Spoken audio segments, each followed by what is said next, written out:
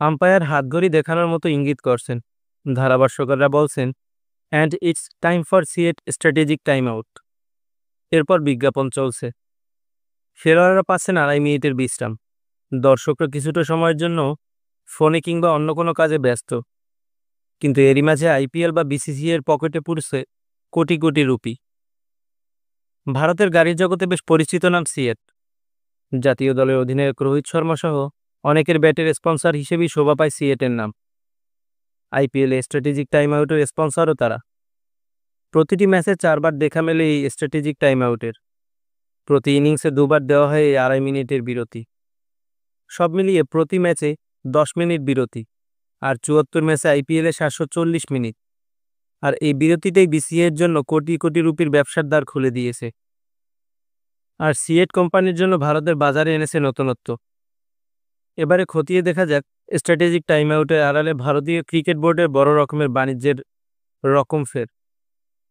Television time out থেকে strategic time out শুরুটা হয়েছিল 2009 সালের আইপিএল থেকে।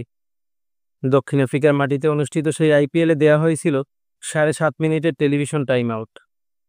খেলার মাঝে এই বিরতি মোটেই ভালোভাবে নেননি মাঠে কিংবা মাঠের বাইরে থাকা দর্শকরা।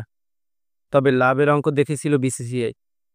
আইপিএলের জনপ্রিয়তা সুবাদে তখন থেকেই প্রতিটি বিজ্ঞাপনের জন্য মোটা অঙ্কের অর্থ আয় করা শুরু করে বিসিসিআই। স্বাভাবিকভাবেই দর্শকদের আপত্তির মুখে এমন বাণিজ্য ছাড়তে রাজি ছিল না তারা। বিকল্প হিসেবে ধার করে আনা হয় বাস্কেটবলের টাইম আউট রীতি।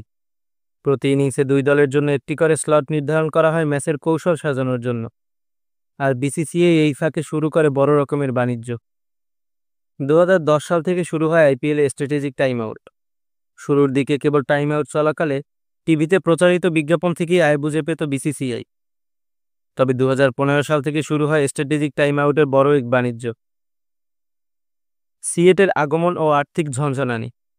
আইপিএলের বিজ্ঞাপন মানেই আর্থিক বিনিময়। গেল বছরেও 10 সেকেন্ডের স্লটের জন্য বিজ্ঞাপনী সংস্থাগুলোকে দিতে হতো 16.4 লাখ রুপি। এবারে 5 সেকেন্ডের জন্যই খরচ 12 লাখ রুপি। সিয়েটের ক্ষেত্রেও ব্যতিক্রম হয়নি। 2015 সালে প্রথমবারের মতো স্ট্র্যাটেজিক টাইমের স্পন্সর হয় সিয়েট টায়ার কোম্পানি। সেবারে 31.5 কোটি রুপিতে আইপিএলের সঙ্গে যুক্ত হয় সিয়েট। 3 বছরের জন্য হয় এই চুক্তি। 2018 সালে আরও 5 বছরের জন্য চুক্তি নবায়ন করে তারা, যা শেষ হয় 2023 সালে।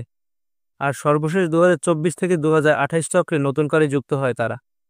এবারের চুক্তিটা ছিল 240 কোটি রুপিতে, যার অর্থ প্রতি বছর 48 কোটি রুপি কেবল সিয়েট টায়ারের কাছ থেকে পাচ্ছে আইপিএল।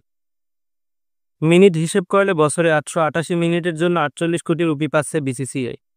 সম্ভবত এই কারণেই 2022 সাল থেকে 2.5 মিনিটের বদলে 3 মিনিটে পরিণত করা হয় সিয়েট স্ট্র্যাটেজিক টাইম আউটের সময়। সিয়েট কেমন লাভ করছে?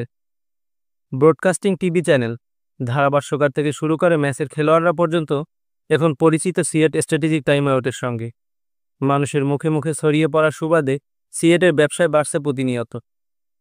2024 সালে আইপিএলের সঙ্গে চুক্তি নবায়নের ঘোষণা দেওয়ার পরে শেয়ার বাজারের দাম বেড়েছিল সিয়েটের।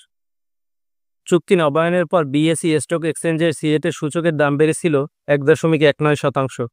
আর ভারতের এনএসই স্টক এক্সচেঞ্জ সূচকের দাম বেড়েছিল 1.31%। কেবল এক বছরই তাদের লাভ বেড়েছিল 8.65%। কোম্পানির মোটে মূলধন বেড়েছিল 2.94%। ভারতীয় একাধিক প্রতিবেদন বলছে আইপিএলের সুবাদেই কেবল 181 কোটি রুপি লাভ দেখেছিল সিয়েট টায়ার। স্ট্র্যাটেজিক টাইম আউটের সুবাদে আইপিএলের দলগুলো ব্যাটিং কিংবা বোলিংয়ে লাভবান হলেও সবচেয়ে বড় লাভ যে মূলত সিয়েট কিংবা বিসিসিআই এর, সেটা হয়তো আলাদা করে উচ্চারণের প্রয়োজন হয় না।